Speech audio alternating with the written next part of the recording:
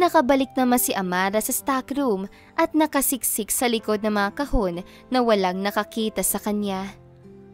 Ang problema ko talaga, ilang araw kaya maglalayag sa karagatan ang barkong ito? Luxury ship pala ito, baka ilang araw or linggo. Paano na ako? Kapag nahuli ako dito sa taguan ko, patay na. At hindi ko din alam kung saan kukuha ng isusunod ko pang kakainin kapag naubos itong sandwich ko. Dapat yata ay hindi ko iniwan ng lalaking yun na. Baka siya ang makatulong sa akin. Mukha naman siya mabait eh. Nakakailang lang tumitig dahil ang gwapo-gwapo niya. Isa pa, baka naman akalain niya na pokpok akong naghahanap ng lalaki masasabihan. Bahala na. Kapag nahuli ako ng mga crew, mas gugustuhin ko pang tumalon sa dagat kaysa magawa ng masama ng mga yun. At ang iba pang isipin na pumasok sa kanyang utak ang naging dahilan para sa wakas ay muli siyang talunin na antok at muling nakatulog. Hindi na nga namalayan ang muling pagbukas ng pinto ng stockroom. Pagkuway, may 2 pares sa mga paang pumasok. Dumiretso ng hakbang sa kinaroroonan niya. Pare, heto nga. Sabi ko sa'yo, hindi ba? May nakita kong babae kanina na pumasok dito eh. Stalkway yan, pare. Oo nga. Dali, gisingin mo. At nang masistensyahan siya ng ni Kapitan. Ayos! Nag-appear pa ang mga ito. Hoy, gising! Mahimbing na dalaga, tsaka ginising lang. Ha? Ganoon na lang ang gulat ni Amara nang makitang may 2 lalaki sa harap niya. Halika, lagot ka kay Kapitan. Agad siyang binitbit ng isa bago pa siya nakapiyok. Sandali! Magpapaliwanag ako! Tsaka ka na magpaliwanag. Dali! Yes, this is life. Marahang napapikit si Leon. Pagkuway nilanghap niya ang mabangong hangin mula sa malawak na karagatang nakapaligid sa luxury ship na iyon. Bababa ako sa Malaysia kapag dumaong kami roon. Pagkuway naglakad-lakad siya sa paligid ng deck ng barko. Maraming pasahero ang naturang barko. May Pilipino, may foreigner din. Walang pakialaman. Masasaya ang mga ito. Nasaan na kayang babaeng yun? Bakit kaya niya ako tinakasan kanina? Sayang, akala ko pa naman ay lalawig na ang pagkilala namin. Pero hindi pala. Di naman siguro ganong kalaki ang barkong ito para hindi ko ulit siya makita. And I'll swear, kapag nakita ko siya, hindi ko na siya hihiwalayan ng tingin hanggang hindi ko nalalaman kung saang cabin siya tumutuloy at kung sino ang mga kasama niya. Pero sa tingin ko, maling pangalang binigay niya sa akin. Alice, para hindi bagay. Pero kahit na ano pangalan niya, kailangang... ano ba? Bitawan niyo nga ako! Aray! Napapidlag pa si Leon nang maulinigan ang malakas sa salitang yon. Aba, matapang ka pa ha? Ikaw na nga itong istokwa dito sa barko. Para ka pang tigre ha? Halika, doon tayo kay Kapitan. Tignan ko lang kung hindi ka ipatapon nun sa dagat. Sa lahat pa naman ng ayon na ayon ni Kapitan ay yung mga istokwa na kagaya mo. Natigilan si Leon nang makitang isang babae at 2 naghahatakan palabas sa isang pinto. Agad na tumuon ang paningin ni Leon sa mukha ng babae na puro uling at dumi ang mukha at katawan na parabang gumulong sa kung saan. Pero kahit na ano pang anyo nito ngayon, hindi niya makakalimutan ang mukha nun at pamilyar na bulto ng katawan. Siya, anong ginagawa niya dito? Bakit? Sayang ka, babae ka pa naman. At ang ganda mo siguro lalo kapag napaliguan ka. Tiyak na patitipuhan ito ni Kapitan na. Nakangising wika ng isang lalaki. Oo nga, sigurado yon. Ganda ng katawan no? Regalo natin kay Kapitan para maumentuhan tayo. Humagot ang malisyoso nitong tingin sa makurbang balakang at maliit na bewang na babae na hakab sa suot ng pantalong maong at masikip na blouse. Halika! Muling hinaltak ng isa pang lalaki ang babae para makabitaw sa pagkakalapit sa pinto at ang hindi matangay ng mga ito. Abat! Tumaas ang kamay ng isang lalaki, akbang sasampalin ang babae. Oops! Pero malakas na persang pumigil sa pulso nito. Abat! Sino ka bang pakialamero ka, ha? Agad na humagkis ang matalim na titig ng lalaki sa may-ari ng kamay na pumigil dito. Pulis ako! Sabay labas si Leon sa wallet na may tsapa. Anong atraso sa inyo ng babae niyan, ha? Anong pinagsasabi niyong itatapos sa dagat, ha? At anong matitipunan? Mabalasik na tanong ng binata. Ha? Natigilan ang lalaki, pagkuway na pasulyap sa kasama. Wala yun, bossing. Tsaka binitiwan na ang kamay ng babae at napakamot pa sa ulo, sabay ngiti ng alanganin. Nagbibiro lang kami, bossing. Ito naman kasing babaeng ito eh. Depensa ng isa pa. Ano bang problema niya? Mabalasik pa rin ang himig ni Leon. Estokwa, bossing. Gusto mag-tour sabay ng luxury ship na ito. Ayaw namang magbayad. Tumuon ang paningin niya sa babaeng mukhang takot na takot pa rin habang umiiyak. Alice, totoo ba yun? Kilala ninyo, bossing? Tumahimik ka. Asik ni Leon sa lalaki. Alice, ano ba ito? Bakit?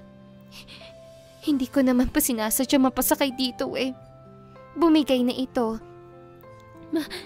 May mga bastos lang na lalaki hinabol ako, kaya ako napatakbo dito. Gusto ko nang bumaba, kaya lang umandan na ang barko kaya nagtago na lang ako sa stockroom. Lumang style na yan ano? Siguro, kabilang ka roon sa mga umaakit ng barko na gusto magnako sa mga pasahero ano? Lumakas uli ang loob ng lalaki at muli itong binulyawan. Naku, hindi po. Talaga pong. Tama na yan. Sige, dalhin niyo ako sa kapitan ninyo at kakausapin ko tungkol sa babaeng ito. Ho? Naalerto ang kislap ng mga mata ni Alice at litong napating sa kanya. Huwag ka mag-alala. Akong bahala sa'yo. Halika na. Inilahad niya ang palad dito.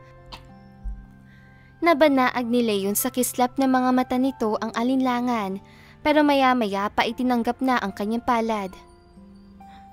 Ano? Nalaki agad ang butas ng ilong ng kapitan ng barko.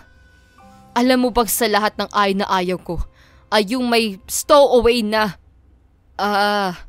ano man ang kailangan niyang bayaran, ako na lang ang sasagot. Agad na puto ni Leon sa ibubugang galit nito. Napatingis sa kanya ang kapitan. At sino ka naman na Lieutenant Leandro Valiente III from the Government Special Division Task Force? Ipinakita ni Leon ang kanyang ID at tsapa. At nasaksihan ko kung paano hinaharas ng mga tauhan mo ang babae ito. Itatapon daw nila sa dagat o kaya ay baka makursunadahan mo.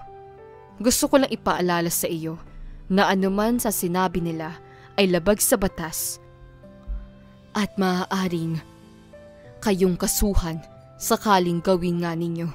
Maotoridad ang ginamit na himig ng binata para sindakin agad ang maangas sa kapitan. Isa kang valiente! Halatang agad na nabigla ang kapitan sa sinabi niya. Yes, at gusto ko ipaliwanag mo ang sinabi ng mga tauhan mo na itatapon nila sa dagat ang babae ito o kaya naman ay ireregalo sa iyo. Sinabi iyon ng mga bobo kong tauhan na yan? Siya kapilit na pinatatag ang tinig kahit na halatang biglang nanginig. Sir, hindi ba talaga namang tumahimik ka? Pati ako, ipapahamak mo. Lieutenant, hindi naman kami ganoon dito. Ang mga kagaya niyang stowaway namin sa barkong ito ay pinipigil lang namin sa loob ng isang silid pero hindi sinasaktan. In fact, pinapakain pa nga namin. Pagdaon sa Pilipinas ang barko ay tsaka namin ibinibigay sa otoridad at alam mo, marami na akong naririnig na mga ganyang kwento. Kapag lalaki ang nahuhuli sa mga barko, itinatapon sa dagat. At kapag babae naman, nire-rape. kundi man ay nababastos. Nako, hindi po kami ganoon dito. Sigurado ka? Opo. Kung ganoon, ibalato mo na sa akin ang isang to. Ako nang bahala sa kanya. Bigyan niyo kami ng sariling cabin at ako ang magbabayad. Tratuhin niyo na parang pasahero rin ng barkong ito. Ibagay ang mga kailangan, pati na ang pagkain. At walang gagalaw sa kanya. Mananagot sa akin ang sino mang mangharas sa kanya. Tsaka kumuha ng pera sa wallet ang binata. Napamaang ang kapitan. Sir, gustuhin ko mang gawin yun. Hindi na pwede. At bakit naman hindi? Hindi kasi umaalis ang barkong ito kung hindi fully book ang mga cabin. Natigilan si Leon. Pagkuway nilingan ang dalaga na nakayuko at naiiyak. Ganoon ba? Sige, mag-uusap kami. Pero kung ano man ang kailangan niyang bayaran sa pag-akyat sa barkong ito, ako nang bahala, okay? Pero mag-uusap pa kami. Sige. Walang nagawa ang kapitan nang akayin ni Leon sa di kalayuan ang dalaga at kausapin ito. Bakit hindi mo sinabi sa akin kanina? Magkasama na tayo Kasi nahihiya ako sa'yo. Tsaka syempre, nag-aalinlangan pa rin. Pero, ang totoo, natuwa nga ako ng bayaran mong nakain ko. Wala talaga akong ibabayad doon So, dapat talaga ay hindi ka humiwalay sa akin. Muntik ka na tuloy na pahamak. Paano kung hindi ko kayo nakita? Hindi kumibo ang dalaga. Ano? Okay lang ba sa iyo na doon ka na lang muna sa cabin ko? Ang ibig ko sabihin, kung magtitiwala ka sa akin, pero kung hindi naman, bahala na si Kapitan sa iyo kung saan ka patutulugin habang... Hindi. Ayoko sa kanya. Sige, kahit na saan, okay lang sa akin. Wag lang sa kapitan na yon at sa mga tauhan niya. Pabiglang wika nito. Sigurado ka? Oo.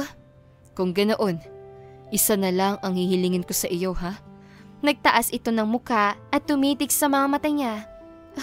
Ano yun? Ano talaga ang totoo mong pangalan? Napalunok ito. Amara Alcantara. Napayuko ang dalaga. Yun na talaga yun? Oo. Sige, halika na. Huwag ka na matakot, ha? Akong bahala sa'yo. Isa lang ang dapat mong gawin. Ano yun?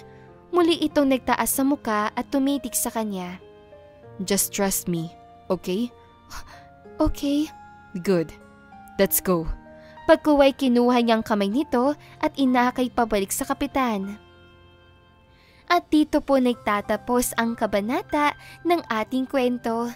Huwag kalimutang i-like, i-share at mag-subscribe para updated ka sa susunod na episode. Kita-kits sa next chapter!